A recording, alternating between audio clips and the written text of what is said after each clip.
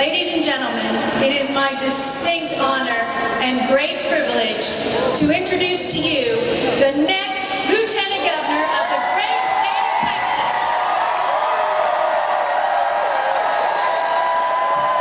Leticia Van De Putte.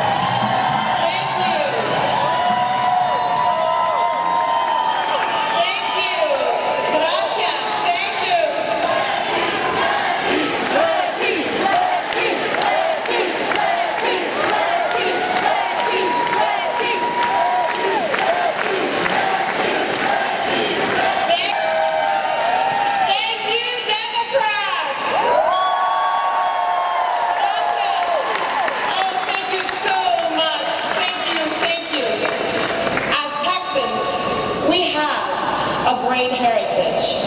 We honor those who have fought generation after generation to keep us safe. Just like Cassandra. Cassandra, thank you for your service and your kind introduction. We remember their courage and efforts by telling their stories, just like our patriotic families, our parents and grandparents, who told us their stories from generations past. And let's face it, the story of Texas wasn't easy. And you and I know that we are here for two simple reasons. We love Texas, and we know that we have to make it stronger for the next generation. Para mis hijos y hijas y para mis nietos, for our grandchildren.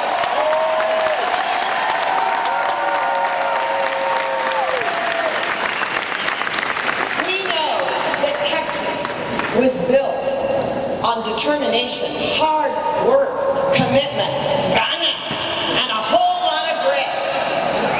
I'm a sixth-generation Tejana whose family has been here since the early 1800s. The San Miguel family woke up every day dreaming of a stronger, better, more prosperous future. I stand before you today fulfilling the dreams that I had as a young child, the dreams my parents had for me, and the prayers of my two grandmothers que nacieron en Musquis, Coahuila y en Guadalajara, México.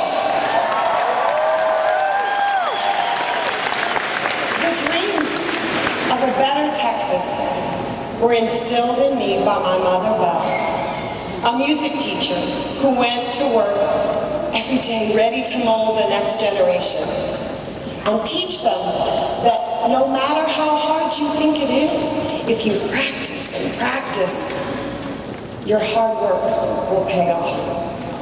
Those dreams were instilled in me by my father, Daniel, an Army veteran, someone who, like so many Texans before him and after him, put on a uniform to defend our country and to make sure that the American dream is protected, that we forever stand as one nation, under God, indivisible, and with liberty and justice for all.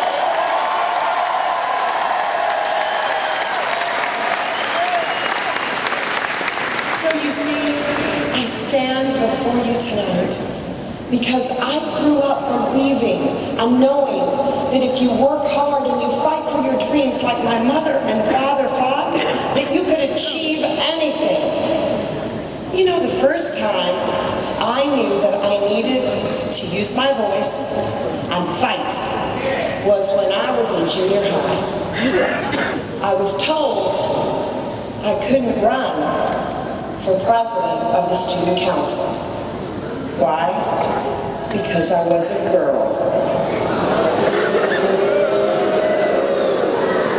Well, I did, and I won.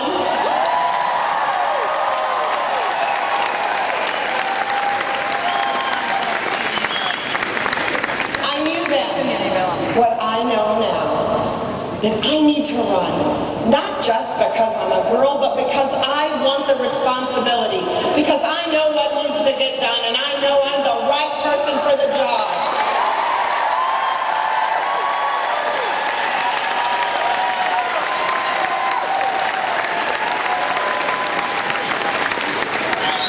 You and I know that Texans don't give up. We don't settle for second best. We fight, and we do it as a team. We know that Texas can and should be better for the next generation. To keep Texas strong, we have to put Texas first. Primero Texas.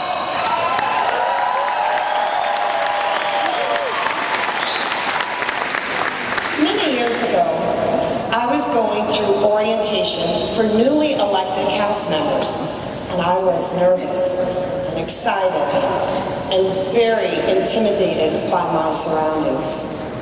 And then I met Lieutenant Governor Bob Bullock. The Lieutenant Governor asked me how I was feeling, and I told him honestly that I was nervous. And he put his arm around my shoulder and gave me a piece of advice in that very colorful language of his. His advice became the cornerstone of my approach to public service.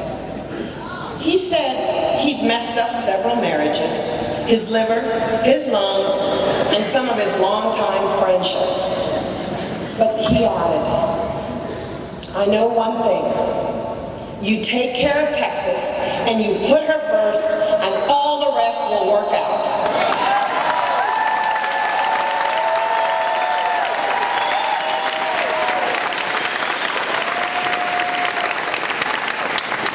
Now, Bob Bullock was Lieutenant Governor, and I have a message for Dan Patrick.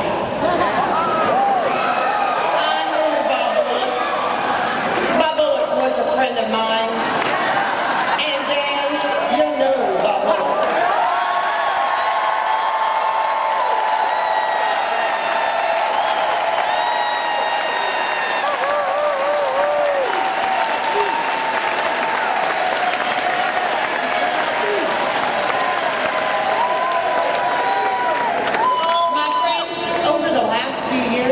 I've watched Dan Patrick in the Senate, and I can only figure that Dan must have given up on Texas businesses and communities when he took vote after vote, sometimes the only dissenting vote, against investing in jobs, roads, bridges, and water. I mean, Dan was the only vote, the only one in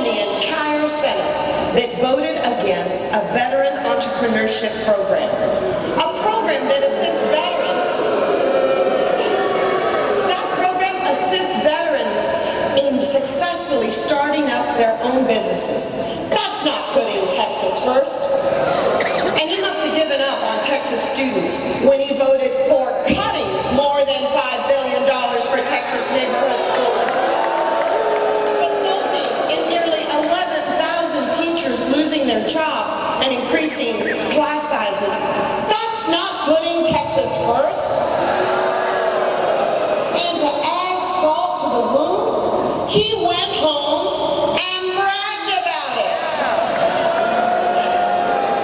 Dan Patrick gave up on the idea that women deserve respect when he voted against equal pay for equal work for Texas women. And when he insists that he knows everything about the most personal decisions that women can make, and that's not respecting women, and that's not putting Texas first.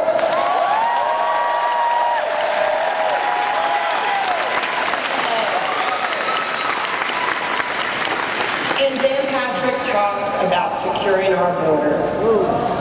We all agree on securing our border, but where we differ is that we don't believe having a secure border means being a bad neighbor.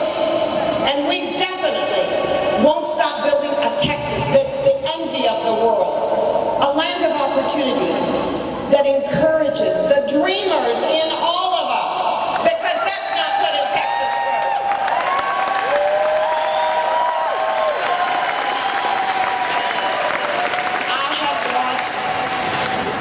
I've watched his own colleagues call him all sorts of things.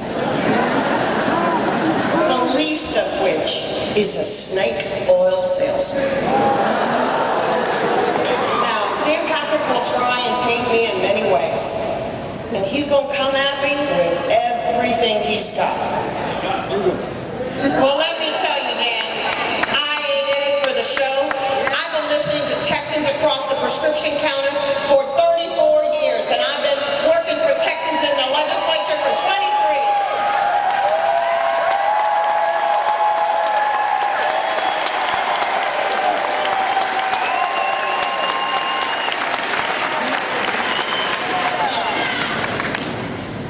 I ain't no pushover. I ain't no East Coast liberal. I ain't no West Coast Democrat.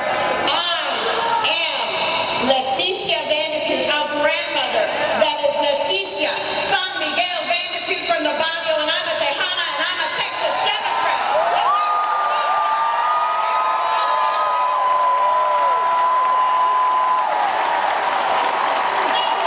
Washington, D.C. is broken. Oh, yeah, Dan, but here's the deal.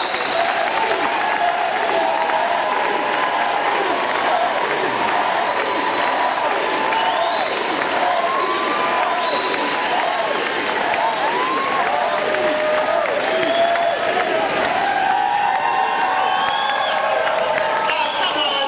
Yeah, thank you. But, hey, Dan, we all know Washington, D.C.'s broken.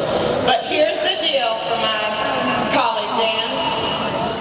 If you hate Washington more than you love Texas, then maybe it's time you just found a new line of work.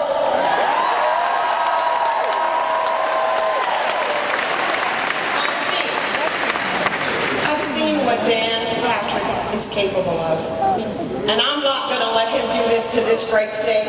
I know I have to fight, because this is my Texas. This is my children's Texas. This is my grandchildren's Texas. This is our Texas.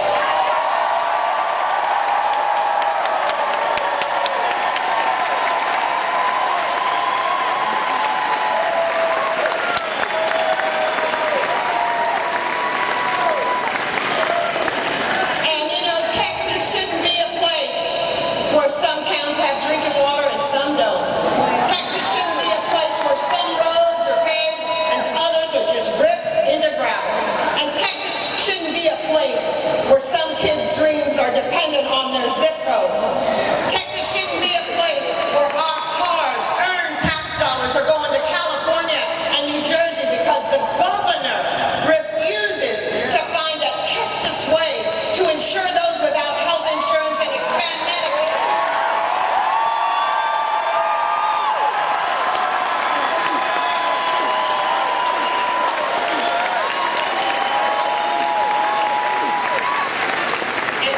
Texas shouldn't be a state where well-placed insiders and cozy friends of Perry and Patrick get all the benefits, and the rest are just out of luck.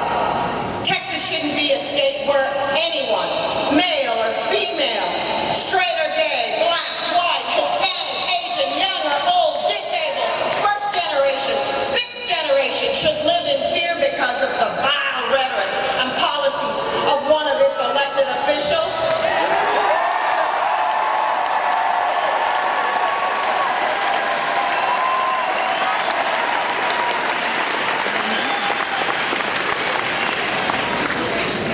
Dan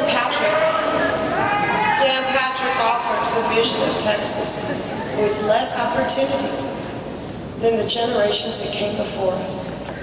And he would be the first politician to leave Texas with less for our children.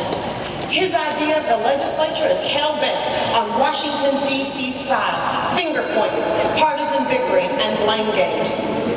But Texans deserve a lieutenant governor that will listen, will problem solve, and will work across the aisle to put Texas first.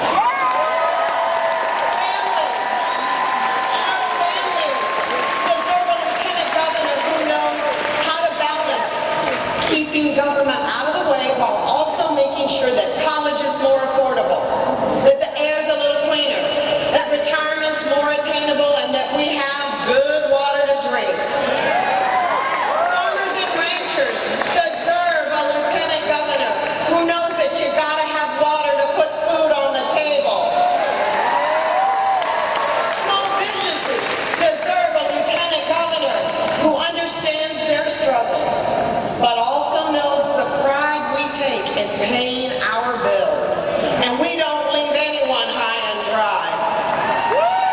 And women deserve a lieutenant governor who makes sure that you don't have to raise your voice or raise your hand just to be recognized and respected.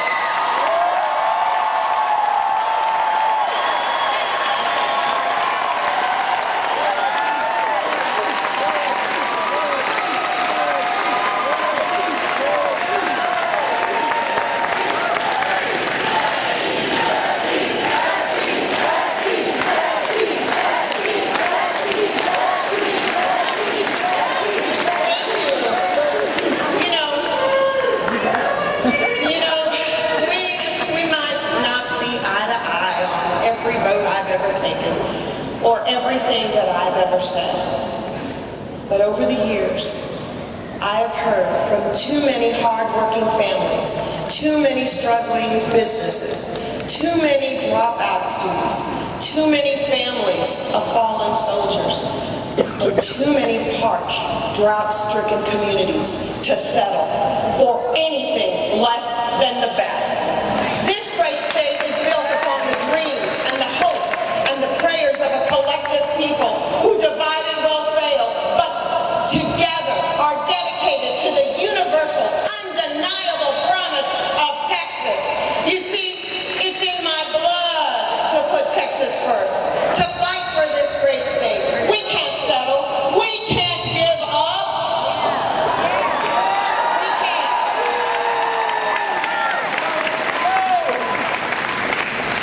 The mother in me knows put Texas first.